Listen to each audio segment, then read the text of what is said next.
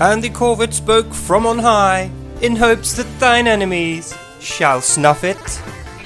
Good afternoon, welcome back ladies, gents and Pikachus, back with another Evercade VS review. Today we shall be looking at Cathedral, the second game on Ours Awakening's cartridge, which I've already reviewed. Go and check that out if you want to see Ours Awakening. 9 out of 10 must buy, brilliant game. But I said we'll be back to look at the other game, Cathedral, and that is what we shall be doing today. Returning to this cartridge, we see Ours Awakening on the left. That's the game we've already looked at, so we'll be focusing on Cathedral, the game on the right. And this is a 2D platforming game with a huge level filled with different enemies and items to collect, areas to explore and puzzles to solve.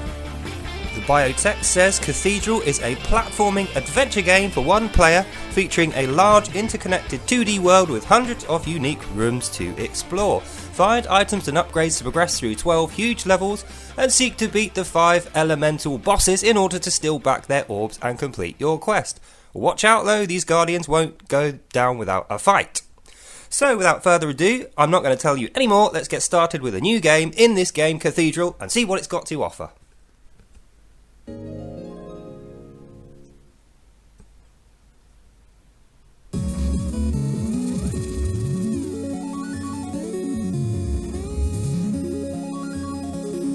Straight away we're going to win points because that is a banging intro tune. I really love the music in this game, plus the colourful 8-bit style graphics are really kind of enticing you to get started. Now I do have a game going already, which you can see there, but we're going to ignore that and start a new game. And we're going to dub our knight Sir Daly Knight of the Square Table. And Sir Daly will be tasked with escaping the cathedral and liberating the bosses from their existences. So let's get started. In keeping with channel tradition, let's figure out the buttons. We've got a jump, we've got a slash, we can go left or right, and we can slash downwards when we jump. And then we'll be entering the tutorial section. So having activated the save point, you'll get some more cool music, and the doors left and right and down will open. Thusly you can start exploring the cathedral.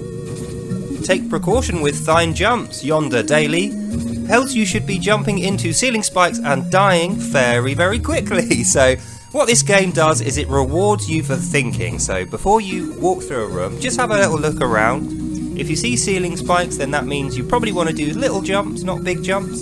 And if you see floor traps, you want to do big jumps and not little jumps. And I think that's what this tutorial section is trying to get across to me here, is that what you're going to find is a lot of environmental storytelling and logically written puzzles. And if you like that kind of thing, you will really love this game. It's absolutely full of those.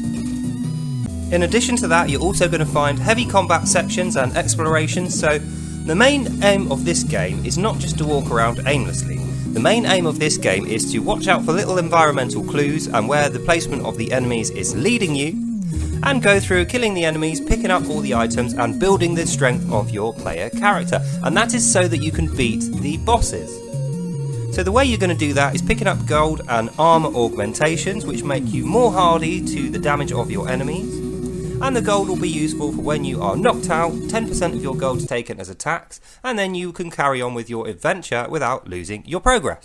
And on the subject of making progress, the way that you're going to make progress in this particular game, it's very similar if you've ever played a Zelda game, or a Super Metroid, a Metroid game, that's kind of what you're looking at here. So you make progress through exploration of the areas. While you're exploring, you're going to find levers, buttons and things like that. And you'll be presented with a puzzle. How do you reach the button in order to press it? How do you get through a door to reach the item? How do you kill a certain enemy? So that's the main progression and gameplay loop in this game. It's going to be exploration to find the levers, solving puzzles to actually press the buttons and the levers, killing the enemies in order to get to the chests, like that one there, which, oh, for God's sake, Daly, I should have bounced off his head. I should have used the momentum for bouncing off his head and killing him to get that chest, and then I could have got it. But anyway, I'm getting distracted now, so yeah, progression and gameplay loop in this game is puzzle solving and combat.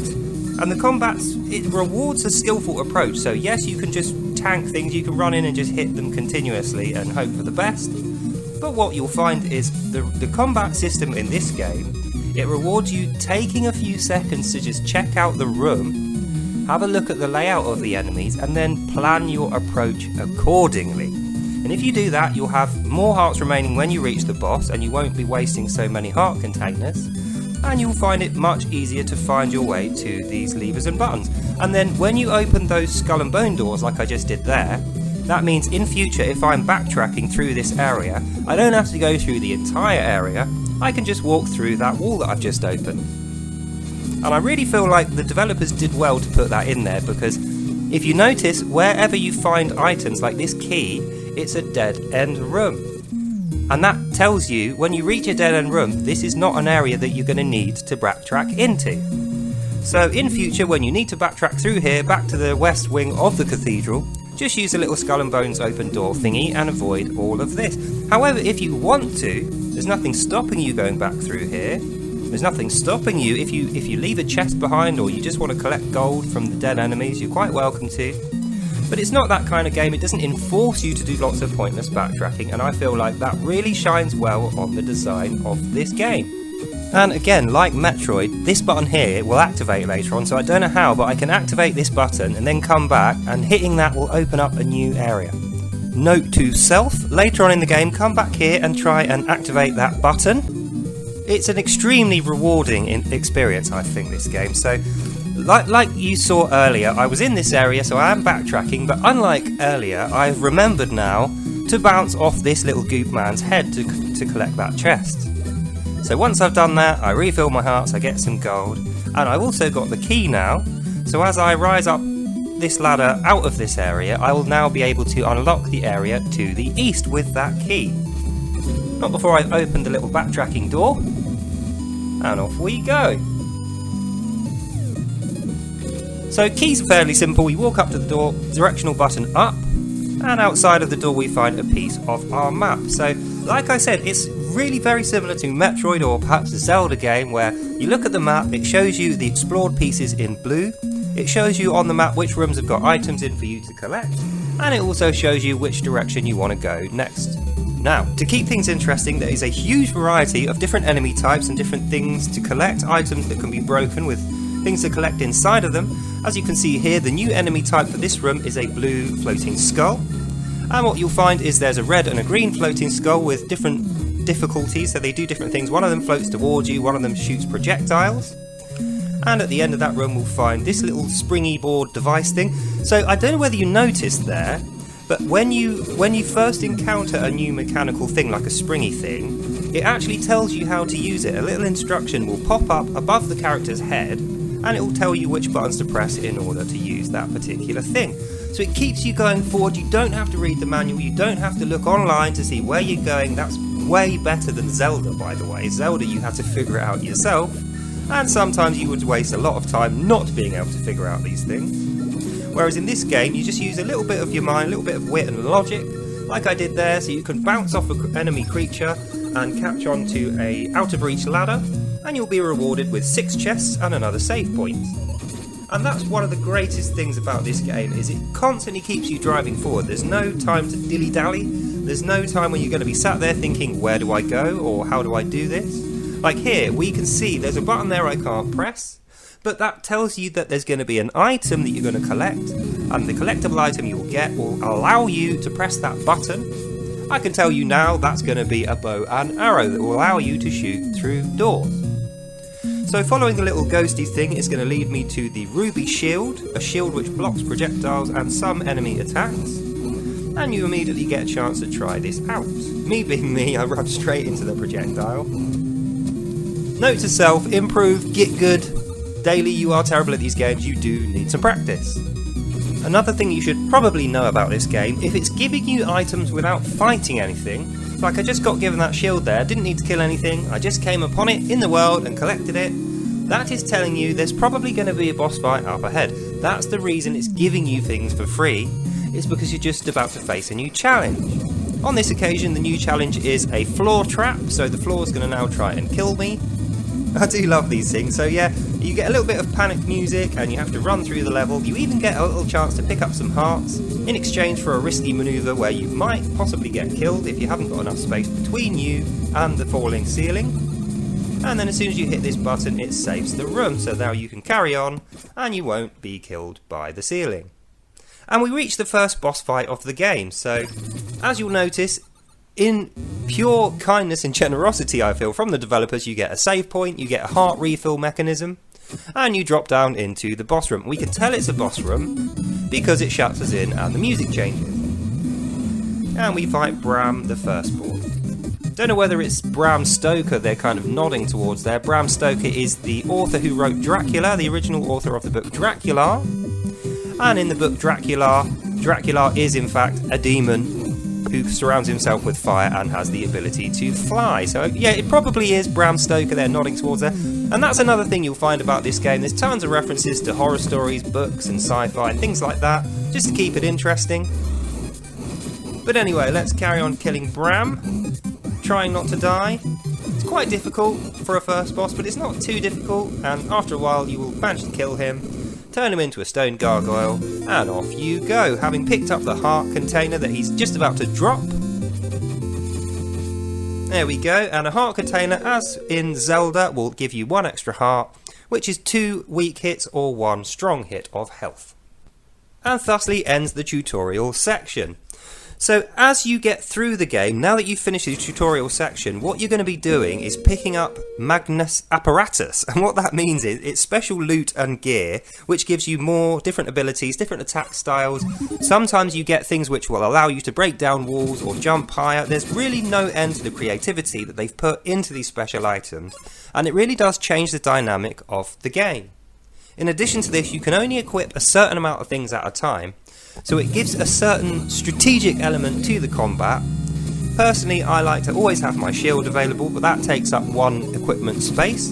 But if you are a more avant-garde, debonair knight character than I am, you probably won't bother with the shield at all. You'll keep your, I suppose it's a bow, you'll keep your bow active instead of it. At the moment, I've got my bow and my shield active, and that's going to last me until the end of this review. So as you can see here, you can use the bow to shoot through walls to get to the buttons, and then using the physics of the game you can unlock certain chests and access to different levers and stuff like that. So also they give you a new enemy type. The new enemy type is a scary green woo, you know, that thing that makes a scary noise, and they come in different colours as well as you go through the game. But as you can see, it's getting a little bit more difficult now. The platforming is tasking me with jumping and hitting at the same time so that I can get to this ladder and progress through to the next area. And once again, if we're getting given hearts and arrows for free, that is telling us it is something difficult up ahead. So let's continue with our quest by hitting the levers with the arrows, killing all the enemies we find, and eventually hitting the save point. Another thing they kind of nicked from Zelda, I feel, is these rail-driven elevators. So these are quite useful, and they're usually controlled by switches. On this occasion, they're giving us these ones for free, just to get used to the mechanic. But in future, you will need to activate buttons or levers in order to make these things work. Good God, how super generous are these developers? Another save point, another arrow refill thing. And it's just as well, because me, being as it's me, I am absolutely terrible at platformers and I keep wanting to jump towards the spikes. I suppose Sir Daly could be described as a suicidal square table knight. He keeps jumping into spikes on purpose and jumping into projectiles and then falling down to the previous platform. I'm sure you'll be far more skillful and better at these games than I. But either way, you don't need to be skillful to enjoy these games. Like me, you can be absolutely terrible and still get your money's worth.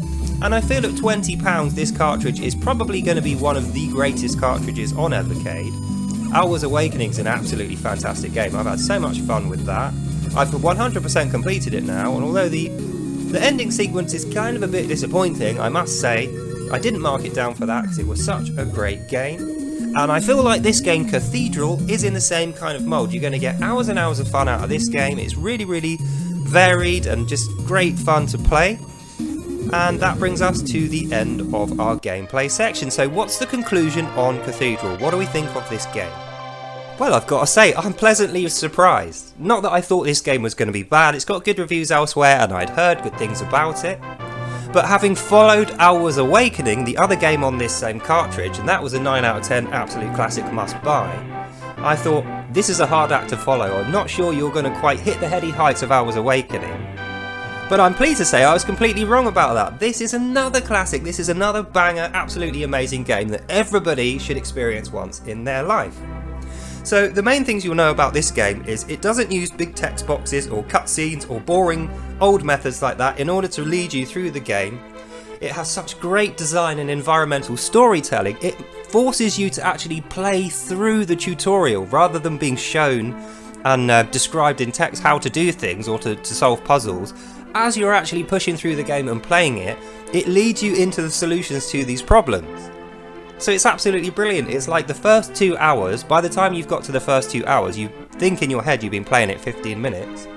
And then you look back and realise, hang on a minute, I'm like a third through the game now. I've got all this cool equipment, I've built my character up a little bit, I've started to formulate a character trope, so you can either go for a defensive character like a tanky guy, or you can go for a nimble, good attacking guy. It really depends on what stuff you're offered, what augmentations you find, and what you decide to do with your character throughout the game. In addition to that, it's got amazing graphics and sound. Even though it's an 8-bit platform game, there's no way at all this game would be possible on a true 8-bit console.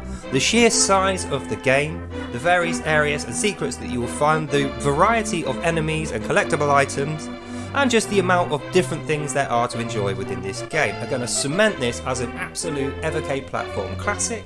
And for that reason, I'm going to say you must buy this game. You've got to play this game at least once in your life, and if you own an Evercade platform console, run out and buy this now before it goes out of stock, which it definitely will, so rush out and do that now. And remember, I'm not getting any sponsorship money, I don't do this, I don't make any money from it myself. I'm saying this to you, if you're a collector especially, because this game will go out of stock. You will not be able to buy it very soon after that. So go out and buy this, you'll have a great time, hours of fun to be had, you'll really enjoy it, you won't be disappointed. So in conclusion, what's the fun rating for this game?